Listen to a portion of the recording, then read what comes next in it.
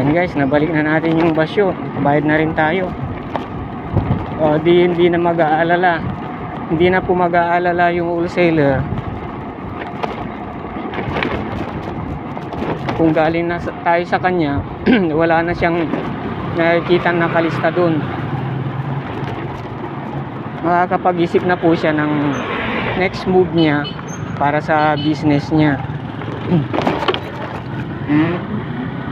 Ngayon po kung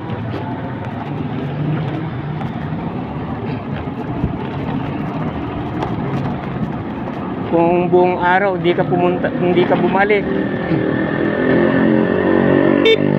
buong araw din siya mag-iisip dun sa nakalista.